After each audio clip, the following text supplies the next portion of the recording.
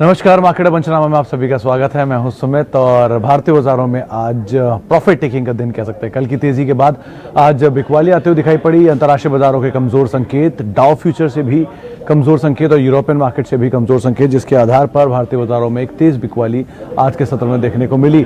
Majorly banks और NBFC space में, real estate में या फिर मेटल स्पेस में आज तेज बिकवाली रही और मिड कैप स्मॉल कैप भी करीब 1% की गिरावट साथ बंद होते हुए दिखाई पड़े। जिन सेक्टर्स में खरीदारी रही उसमें एक, अगर आप टेलीकॉम को छोड़ दें तो कोई ऐसा सेक्टर नहीं था जो कि आज तेजी के साथ कामकाज करता हुआ दिखाई पड़ा। मोर सभी सेक्टर्स के अंदर आज के सत्र में बिकवाली देखने को मिली और मेजर फॉल जो था वो बैंकिंग या फिर रियल स्टेट जैसे स्पेस के अंदर आता हुआ दिखाई पड़ा। इसके अलावा काफ़ी वॉलेटाइल दिन रहा भारतीय एयरटेल के लिए, जहां पर एक शुरुआत बेहतर, फिर अच्छी खबरें और उसके बाद फिर खबरों का क्लैरिफिकेशन और शेयर में ऊपरी स्तर से बिकवाली देखने को मिली। लेकिन फिर भी हरे निशान में ही भारतीय एयरटेल बंद हुआ। एक अच्छा मूव वहां पर आता हुआ दिखाई पड़ा।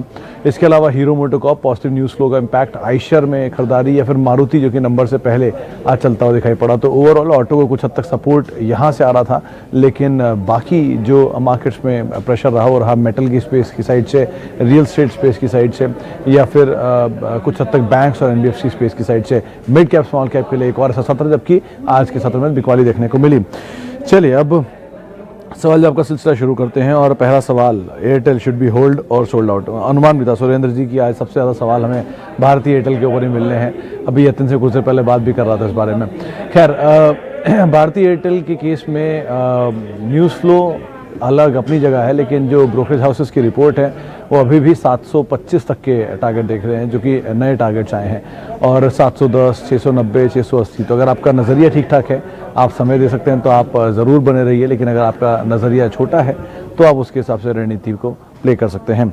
इसके अलावा एक सवाल है बीएचईएल के लिए लॉन्ग टर्म 2960 पर 350 क्वांटिटी। स्वप्निल जी का सवाल है। स्वप्निल जी, बीएचईएल जैसे स्टॉक में आप लॉन्ग टर्म क्यों अपना पोजीशन लेना चाह रहे हैं? मतलब आप अगर डिविडेंड प्ले आउट के लिए जाना चाहते हैं तो नाल्को, एनएमडीसी ज़्यादा बेटर ऑप्शन आपको दिखाई पड़ेंगे। आईओसी एक अच्छा ऑप्शन है, वहाँ आप देख सकते हैं। बीएचईएल में वैल्यू बहुत है, एसेट बहुत है, लेकिन मार्केट अभी इतना ज़्यादा इसको वैल्यू दे नहीं रहा है, तो चल भी सकता है, नहीं भी, लेकिन लॉन्ग टर्म के लिए आप इसे अवॉइड करें। मीडियम टर्म के लिए एटलीस्ट आप रख सकते हैं, कोई दिक्कत नहीं है। अच्छा, एचडीएफसी लिमिटेड क्या खरीदारी की जाती है? दीपक जी का सवाल है। दीपक जी, एचडीएफसी लिमिटेड ज़रूर खरीदारी की जा सकती है, किसी फॉल में आप खरीदारी कर सकते हैं। एक बहुत स्ट्रॉन्ग मार्केट शेयर ये ओन करता है रियल स्टेट फाइनेंसिंग के अंदर, तो दिग्गज कंपनी है। निफ्टी का एक बड़ा भारी स्टॉक है, भरकम स्टॉक है, और अच्छे मैनेजमेंट इसको रन करते हैं, तो ऐसी कोई दिक्कत नहीं है इस कंपनी के साथ। आप यहाँ पर बने रह सकते हैं, नया निवेश भी कर सकते हैं। इसके अलावा विशाल शेयर्स के बारे में बताइए। अगर आप श्रीकांत जी पूछना चाह रहे हैं विशाल फैब्रिक्स के बारे में, तो बहुत चर्चित स्टॉक है, हाल में काफ़ी मैसेजेस भी इसको लेकर आए थे। नहीं सही कंपनी है, एटलीस्ट आप इसको अवॉइड कर सकते हैं। बोनस की खबरें हैं इसमें, जो आया भी है रिसेंटली, नंबर्स भी है, काफ़ी ज़्यादा चर्चा में शेयर रहा है जो ऑपरेटर पंटर ग्रुप्स हैं उनके अंदर। अवॉइड कर सकते हैं ऐसे स्टॉक्स को, और आप किसी अच्छे स्टॉक में आप निवेश करें, वो ज़्यादा बेहतर विकल्प रहेगा। साथ ही साथ टीसीएस व्यू ऑन बायबैक। अर्पण शाह साहब, आप बायबैक में पार्टिसिपेट करना चाह रहे हैं या फिर आपने ले रखा है, आप लेना चाह रहे हैं? किस तरह की रणनीति क्लियर नहीं है, लेकिन हाँ, अगर आप बायबैक में टेंडर करना चाह रहे हैं तो आपकी खरीदारी पर डिपेंड करता है किस भाव पे आपकी खरीदारी है। दूसरा, आप नया खरीद के बायबैक में टेंडर करना चाहते हैं तो इससे बेटर तो विप्रो का रेशियो है, आप इस समय उसको देख सकते हैं। तीसरा, अगर आप लंबी अवधि के लिए निवेश करना चाहते हैं बायबैक के बाद, तो हो सकता है बायबैक के बाद थोड़ा हैंगओवर उतरे तो भी आप निवेश कर सकते हैं।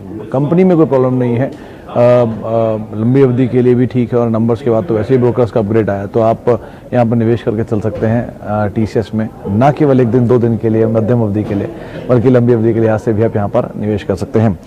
इसके अलावा डी मार्ट पे अमित पटेल साहब का सवाल है। पटेल साहब, आज अच्छी तेज़ी थी, 2-2.5% के आसपास का मूव डी मार्ट में देखने को भी मिला, लेकिन वही सेम चीज़ कि अगर मीडियम टर्म का टाइम फ्रेम है तो ठीक है, लॉन्ग टर्म के लिए एटलीस्ट बहुत सारे ट्रिगर्स हैं जिनको मार्केट अवेट करेगा, और उसके हिसाब से ही यहाँ पर रणनीति बनानी होगी, तो आप उसे एटलीस्ट देखिए और उसके बाद ही अपनी कॉल लीजिएगा। यस बैंक 35 रुपये पे 500 शेयर है। अरिंदम दास का सवाल है। दास साहब, कोई चॉइस है नहीं शायद आपके पास, क्योंकि आपकी खरीदारी जिस भाव पे वहाँ से लॉक इन होना चाहिए, लेकिन अगर आप टाइम फ्रेम दे सकते हैं तो आपको बने ही रहना पड़ेगा, कोई चॉइस है नहीं। बेटर ऑप्शंस मार्केट में अवेलेबल हैं, आप उन पे दाव लगा सकते हैं। यस बैंक को एटलीस्ट आप अवॉइड कर सकते हैं। इसके अलावा संजय कुमार जी का एक सवाल है, आईटीसी को लेकर 400 शेयर 167 रुपये के दाम पर खरीदारी है। आईटीसी के केस में तो ऑब्वियस ही बात है, अगर आपका बहुत ही लंबा टाइम फ्रेम है तो ही आप इसमें रुकें, क्योंकि बहुत स्लो मूवर स्टॉक है। बहुत ज़्यादा करेक्ट ऊपरी स्तरों से हो भी चुका है, लेकिन फिर भी ब्रोकर हाउसेस के जो टारगेट्स है वो 220-230 रुपये के ही हैं, इंटैक्ट टारगेट्स हैं। फंडामेंटल में कोई दिक्कत नहीं है इस कंपनी के, लेकिन बहुत ज़्यादा लंबा नज़रिया आपको देना पड़ेगा, तभी जाकर आप इसके अंदर कुछ पैसा बना पाएंगे। अभी फिलहाल डिविडेंड यील्ड 10 रुपये के हिसाब से आप लगा लिए करीब 8% के आसपास है, तो आप एटलीस्ट बने रह सकते हैं स्टॉक में। लेकिन नज़रिया अगर बहुत लंबी अवधि का है तभी आप लॉन्ग टर्म के हिसाब से सोचिएगा, एल्स आपको उसके अकॉर्डिंग ही कॉल लेनी होगी। मदरसन सुमी 2 से 3 साल के लिए, मित्तल साहब बहुत ज़्यादा डेट है इस कंपनी के ऊपर, अगर आपने गौर फरमाया हो तो बहुत ज़्यादा चला हुआ स्टॉक है ये। आप वैल्यूएशन साइड को देखिए, आपको ये भाव को मत देखिए, करीब 150 रुपये 200 रुपये 100 रुपये भाव दिख रहा होगा, वो मत देखिए। लेकिन अगर आप वैल्यू वाला पार्ट देखेंगे तो ये शेयर बहुत ज़्यादा चला है। इनफैक्ट ऑटो और ऑटो एंसिलरी में हिस्टोरिकली सबसे ज़्यादा चलने वाला स्टॉक है ये। तो आप उस हिसाब से इसे देखिए, धंधे की ग्रोथ को देखिए और उसके बाद वैल्यू को देखिए, फिर आप इसमें इन्वेस्ट करिएगा इतने लंबे टाइम के लिए। बेटर है, अगर इससे बेटर तो आप बॉश को देख सकते हैं, थोड़ा दाम में बड़ा शेयर है लेकिन पूरे वर्ल्ड में लिस्टेड ही, खाली इंडिया में है। तो आप इस तरह की कंपनी को देखिए अगर आप ऑटो एंसिलरी के साथ ही जाना चाहते हैं, कैश रिच डेट फ्री या लो डेट वाली कंपनीज को।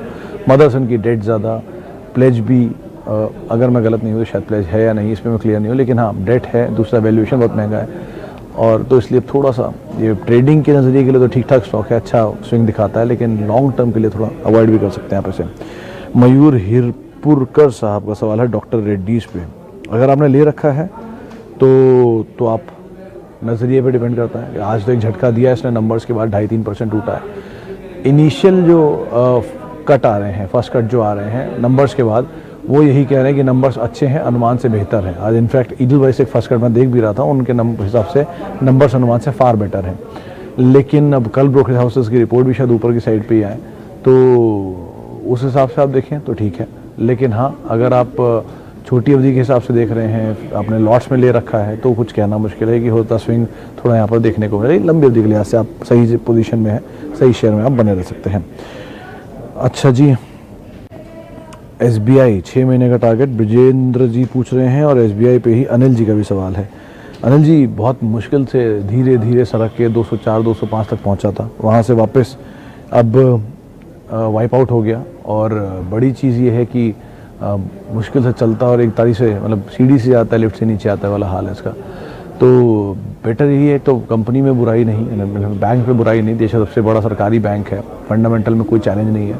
वैल्यूएशन वाइज भी देखिए, आज ही इनफैक्ट मैं पढ़ रहा था कि SBI लाइफ में इनके इन्वेस्टमेंट की वैल्यूज़, SBI कार्ड में इन्वेस्टमेंट की वैल्यूज़, साथ ही साथ यस बैंक में इनकी इन्वेस्टमेंट की वैल्यूज़, और बाकी नॉन लिस्टेड कंपनीज में इन्वेस्टमेंट की वैल्यूज़ के हिसाब से देखेंगे तो कंपनी का जो कारोबार है वो ऑलमोस्ट फ्री है। लेकिन फिर भी बाज़ार अभी डिस्कवर नहीं कर रहा है, क्योंकि PSUs और PSU बैंक्स की इतनी वैल्यू है नहीं, तो थोड़ा मीडियम टर्म में प्रेशर रहेगा। लेकिन हाँ, लॉन्ग टर्म के हिसाब से भी आप बहुत बड़ी पोजीशन नहीं होल्ड कर सकते, लेकिन आप होल्ड कर सकते हैं, कोई दिक्कत नहीं है। IGL, Tata chemical, Airtel. सुबिन जी, इतने सारे सवाल तो नहीं ले पाऊंगा, लेकिन हाँ मैं IGL से शुरुआत करता हूँ। 380 रुपये पे आपकी खरीदारी है, IGL में आप बने रहें, कोई दिक्कत नहीं है, नंबर्स ठीक है, आने का अनुमान है। और दूसरा फंडामेंटल तो ऑब्वियसली बात है, अच्छे हैं ही, देश के सबसे one of the prominent CNG supplier हैं, और NCR दिल्ली में इनका सबसे बड़ा कामकाज है। पॉल्यूशन किस तरह आपको दिख ही रहे होंगे दिल्ली NCR में, तो साइड आप लगा ही सकते हैं किस तरह का हाल होता है वहाँ पर। बने रहें, कोई दिक्कत नहीं है, नंबर्स अच्छे आएंगे, तो नंबर्स के लिहाज से भी अब किस तरह का मूवमेंट देखने को मिलता है ये क्रूशल रहेगा। अच्छा, इन्फोसिस 1133 रुपये पे 1000। भावेश जोशी साहब, जिस क्वांटिटी में आपने शेयर लिए हैं, देख के तो लग रहा है आप छोटी अवधि या मीडियम टर्म के लिए हैं, तो आपके लिए थोड़ा प्रेशर ज़रूर स्टॉक में देखने को मिल सकता है मीडियम टर्म में। लेकिन हाँ, अगर आप लॉन्ग टर्म का नज़रिया रख सकते हैं इतनी बड़ी पोजीशन के साथ, तो दिक्कत नहीं है। देश की ये चौथी सबसे बड़ी कंपनी है आई गेस, या 5वीं सबसे बड़ी कंपनी है, लेकिन IT के लिहाज से दूसरी सबसे बड़ी कंपनी है, और नंबर ठीक ठाक कंपनी ने पोस्ट किए थे। ब्रोकर हाउसेस के टारगेट भी बड़े हैं, 1300-1400 तक के टारगेट्स भी आ रहे थे, तो आप बने रहें। थोड़ा नीचे की तरफ मिले तो, कितनी बड़ी पोजीशन है आप पता नहीं, आप दोबारा एवरेज कर पाए ना कर पाए, लेकिन ठीक है, आप एटलीस्ट अभी तो टाइम दे सकते हैं लंबी अवधि के लिए। छोटी अवधि के लिए कहना मुश्किल है कि बहुत बड़ा चला हुआ शेयर है, ऑल टाइम हाई से ईज आउट हो रहा है, तो थोड़ा कंसोलिडेट कर सकता है एक लंबे समय तक एक ही दायरे में। तो इस लिहाज से आप अपनी रणनीति को डिसाइड करें। आरती ड्रग सिंह साहब, ये सवाल इनफैक्ट मैं कुछ ब्रोकर ग्रुप में भी अपने बात कर रहा था। 1200, 1142, 62 ऐसा कुछ नाम लेवल था, शायद 1062 लेवल था 2 अक्टूबर को, नहीं 6 अक्टूबर को, और आज शायद 20 दिन के अंदर ही ये स्टॉक वहाँ से हाफ हो चुका है। तो करेक्शन तो बहुत स्टीप देखने को मिला नंबर्स के बाद। ऑब्वियसली बात है, चला भी उस हिसाब से था, तो उसके बाद अब करेक्ट हो भी रहा है।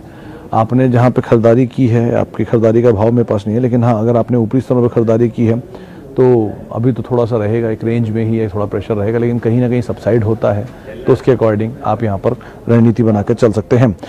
चलिए अब एक आखिरी और सवाल लेते हैं, वो है विप्रो को लेकर। सर विप्रो में अगर बायबैक में पार्टिसिपेट करना है तो ठीक अवेलेबल है। अब प्रीमियम करीब 16, 16.5, 17% के आसपास आ चुका है बायबैक के प्राइस का। तो आप अगर बायबैक में पार्टिसिपेट करना चाहते हैं तो ठीक ठाक तरीका है, लेकिन अदरवाइज नया निवेश एटलीस्ट आप अभी नहीं कर सकते हैं।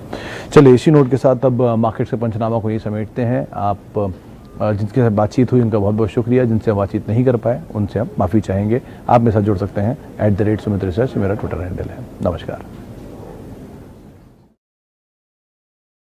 फ्रेंड्स मिलते हैं अगले वीडियो के अंदर, जब तक के लिए गुड बाय।